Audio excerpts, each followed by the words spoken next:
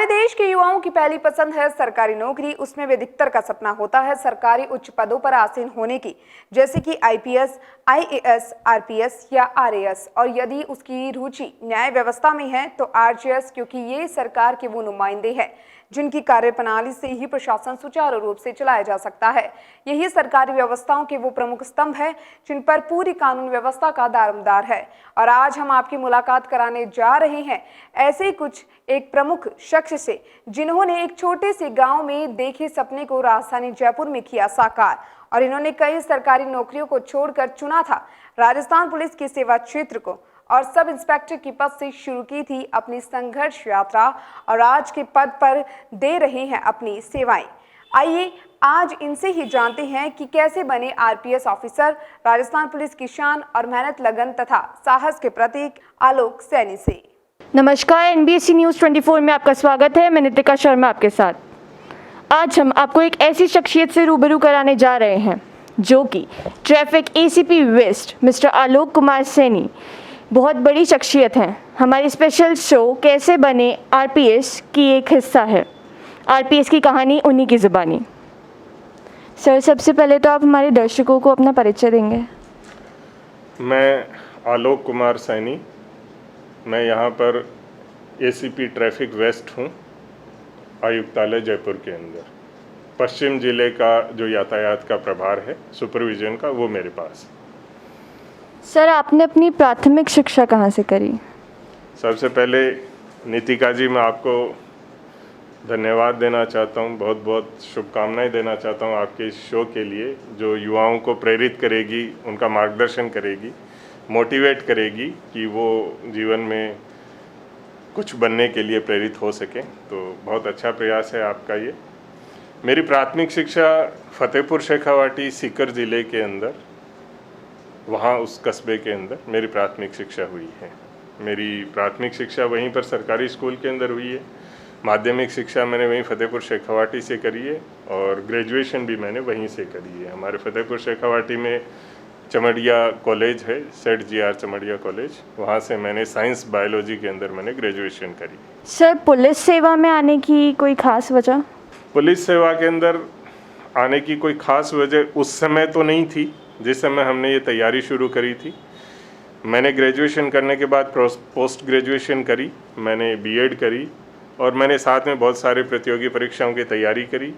उसके अंदर मेरा चयन बैंक ऑफ राजस्थान के अंदर भी हुआ, मेरा चयन LIC ऑफ इंडिया के अंदर असिस्टेंट के लिए भी हुआ, मेरा चयन CRPF और BSF में DYSP के पद के लिए भी हुआ।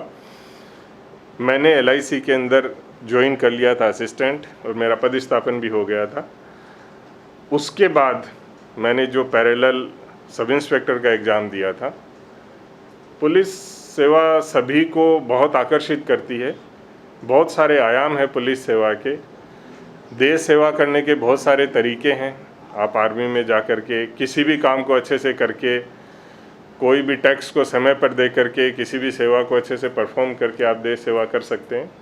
लेकिन पुलिस सेवा के बहुत सारे आयाम हैं। आप सीधे जनता से जुड़ते हैं, मौके के पर आप उनको न्याय उपलब्ध करा सकते हैं, और इसी के प्रति आकर्षित होकर के मैंने ये पुलिस सेवा एज ए सब इंस्पेक्टर वर्ष 1996 में 1996 के अंदर मैंने ज्वाइन करी थी।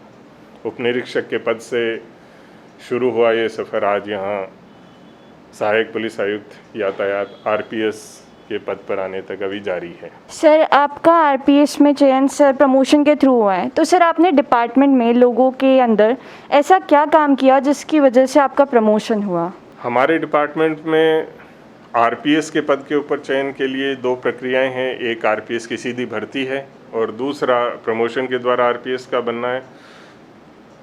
प्रमोशन के द्वारा आरपीएस को बनने के दौरान आपको कई सारी विभागीय परीक्षाएं पास करनी पड़ती है, अच्छे कार्य करने पड़ते हैं।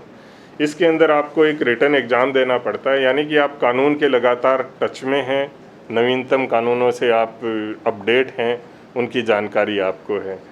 फिर आपको एक फ़िज़िकल एग्ज़ाम क्लियर करनी पड़ती है, जिसके अंदर आपका फ़िज़िकल अपीयरेंस, आपकी पीटी, परेड, आपका हथियारों का ज्ञान, ये सारी चीज़ें आपकी देखी जाती है।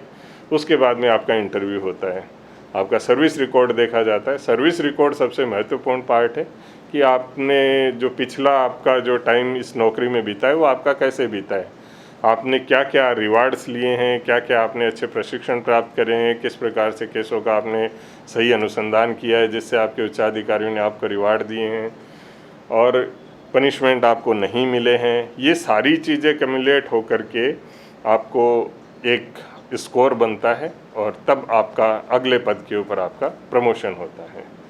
तो बहुत सारे अच्छे कार्य नौकरी के अंदर होते रहे हैं जिसकी वजह से लगातार पुरस्कार मिलते रहे, जिसके लगातार अप्रिसिएशन मिलते रहे और उसी वजह से आज 2 प्रमोशन अभी तक हुए हैं। पहला मेरा वर्ष 2007 के अंदर इंस्पेक्टर के रूप के अंदर प्रमोशन हुआ और उसके बाद 2019 के अंदर हमारा आरपीएस के अंदर प्रमोशन हुआ है। सर, जो ये आपका आरपीएस तक का सफ़र रहा है सर, इसमें बहुत सारी डिफ़िकल्टीज़ आई होंगी, तो सर आपने उनका कैसे सामना किया? कठिनाइयाँ प्रत्येक नौकरी के अंदर आती है, हर पद के ऊपर आती है, लेकिन पुलिस को जो कानून की पालना करवाने का दायित्व जो सौंपा गया है समाज के अंदर, उसके अंदर कुछ कठिनाइयाँ ज़्यादा ही आती है। टोकने वाला, रोकने वाला हर व्यक्ति समाज के अंदर बुरा लगता है, चाहे वो घर के अंदर माता पिता अभिभावक हो, चाहे वो समाज के अंदर पुलिस हो।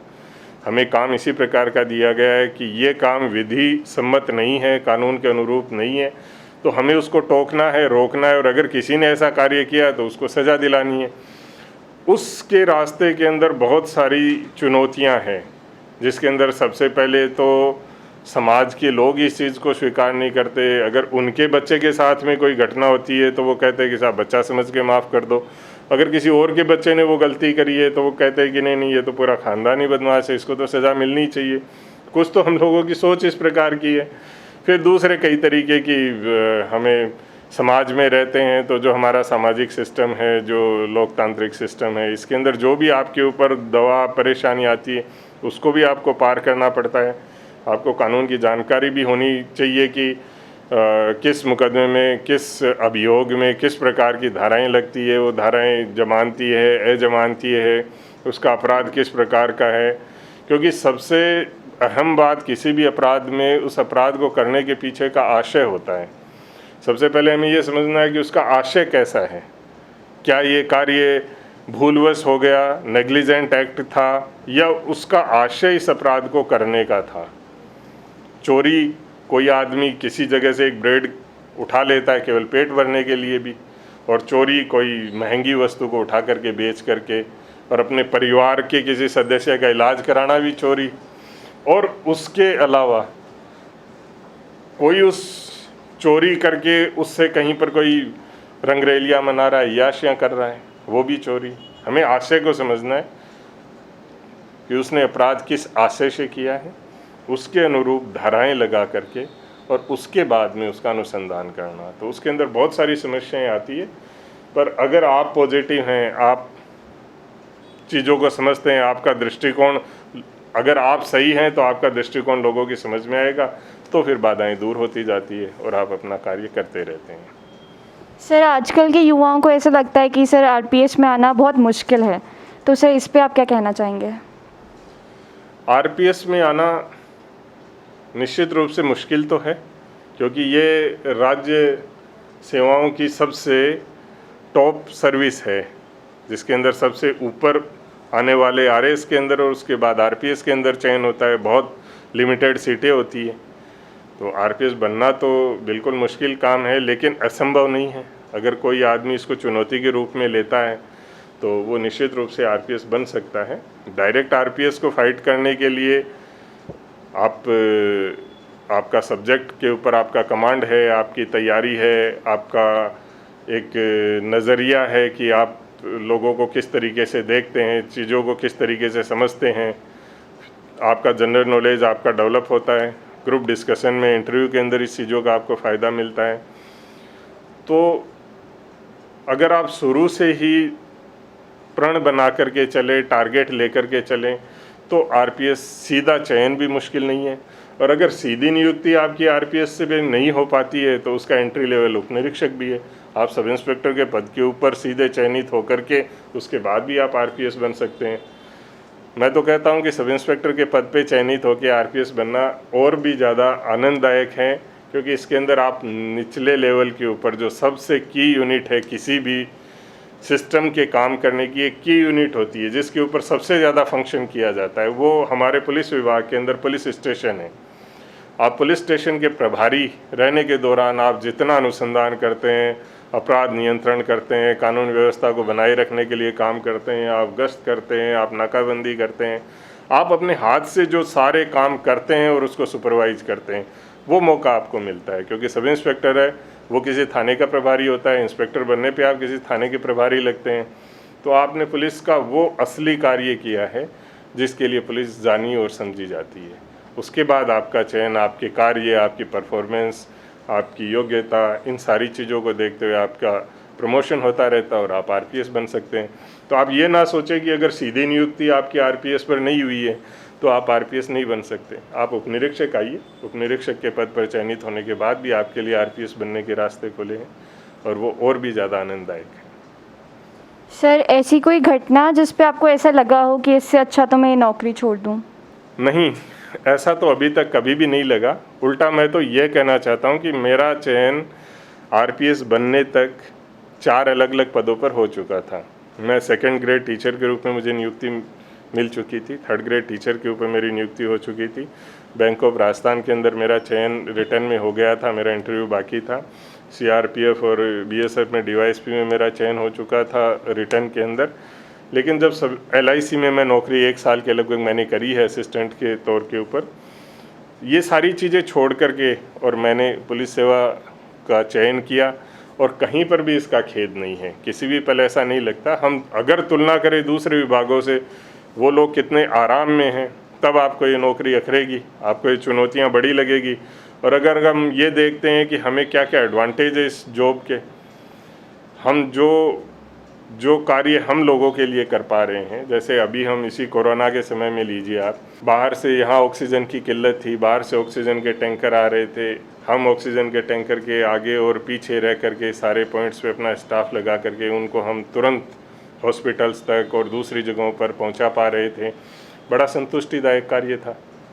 हम लोगों ने और जो दूसरे इस कोरोना की इस चैन को तोड़ने के लिए जो हमने लोगों को समझाइश करी, नाकाबंदी पॉइंट्स के ऊपर खड़े रह करके जो कार्य किया, जिससे इसको काफ़ी हद तक रोकने के अंदर सफलता मिली, तो ये कार्य दूसरे लोग सिर्फ करने की सोच सकते हैं। अपराध नियंत्रण में हम जो कार्य करते हैं, कानून व्यवस्था बनाए रखने में जो हम कार्य करते हैं, ये अपॉर्चुनिटी हर किसी को नहीं मिल सकती जो आप पुलिस सेवा में रहते हुए आपको मिलती है। इसलिए रिग्रेट की कोई जगह नहीं है। बिल्कुल हमने इस नौकरी के प्रत्येक समय को, प्रत्येक क्षण को एंजॉय किया और करते रहेंगे। सर, आज के समय पे सर आप हमारे दर्शकों को कुछ संदेश देना चाहेंगे या कुछ बताना चाहेंगे? मैं ये कहना चाहूँगा कि जो युवा अगर इस प्रोग्राम को देख रहे हैं तो बिल्कुल एक टारगेट बना करके और कि मुझे प्रशासनिक सेवा में जाना है, अगर वो पुलिस में आना चाहते हैं तो बहुत स्वागत है। पुलिस की नौकरी के अंदर अगर वो चाहे उपनिरीक्षक के तौर के ऊपर हो, चाहे आरपीएस के तौर पर या इससे निचले स्तर के ऊपर हो, अगर वो आते हैं तो उनका बहुत स्वागत है। आप हमेशा पॉजिटिव रहिए जॉब के लिए।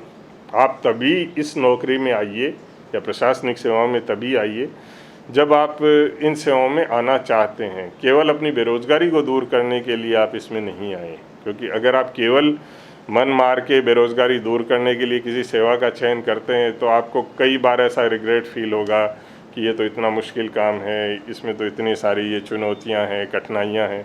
और अगर आप अपनी पसंद से कोई जॉब ज्वाइन करते हैं तो आप प्रत्येक क्षण उसका आनंद लेंगे, एंजॉय करेंगे नौकरी को और अच्छा कार्य करेंगे। तो आपको हर समय पॉजिटिव रहना है अपने जॉब के लिए जो आप ज्वाइन करना चाह रहे हैं। दूसरा, आप कभी भी तुलना नहीं करें दूसरे किसी भी नौकरी से। अगर आप नौकरी में आ चुके हैं तो आप अपनी नौकरी की, अपने कार्य की अच्छाइयाँ देखें। जैसे एक शिक्षक है, वो ये देखता है कि मेरे पढ़ाए हुए लोग आज किन किन पदों के ऊपर है, वो अपने आप को बहुत गौरवान्वित महसूस करता है। और अगर वो तुलना करेगा कि एक शिक्षक को दूसरे लोगों की तुलना के अंदर बहुत कम मिल रहा है तो वो प्रत्येक समय दुखी रहेगा। जैसे आज भी जो न्यूज़पेपर के अंदर किसी के निधन की खबर एक छपी है तो उसमें दिया गया है कि यहाँ बहुत सारे हाई कोर्ट के चीफ जस्टिस, बहुत सारे राजनेता उनके शिष्य रहे हैं। तो ये एक बड़ी गौरवान्वित करने वाली चीज़ है। तो इसीलिए वो किसी भी जॉब में जाए तो उस चीज़ की सिर्फ अच्छाइयाँ देखे। पुलिस विभाग में आ रहे हैं तो इसकी अच्छाइयाँ देखें कि हमें इसके अंदर आने के बाद के अंदर इस समाज की सेवा करने के क्या क्या अवसर मिल रहे हैं, अपॉर्चुनिटी मिल रही है, उसको देखेंगे तो कभी भी उनको रिग्रेट नहीं होगा। तो पॉजिटिविटी के साथ में, अच्छी सोच के साथ में आइए। और मैं ये कहना चाहूँगा उनको कि स्किलफुल बने, अपनी स्किल को डेवलप करें। जो भी आपकी पसंद की चीज़ है, अगर आप कंप्यूटर के ऊपर अगर आप कुछ कर रहे हैं, आपका तकनीकी ज्ञान के अंदर आपकी रुचि है, तो आप स्किलफुल बने। आप टाइपिंग भी सीखें, अपनी स्पीड को बढ़ाएं, गूगल के ऊपर देख करके आप कुछ तकनीकी जानकारियाँ भी इकट्ठे करें। जितनी स्किल आपके अंदर होगी उतनी आपकी समाज के अंदर इज्जत होगी, उतनी पूछ होगी, आपके कार्य क्षेत्र पे भी आपकी उतनी इज्जत होगी अगर आपके अंदर स्किल्स होगी। बहुत बहुत धन्यवाद सर आपका, हमें और हमारे दर्शकों को इतना मोटिवेट करने के लिए। तो ये थी आरपीएस मिस्टर आलोक कुमार की कहानी, उन्हीं की ज़ुबानी। देखते रहिए NBC News 24। नमस्कार।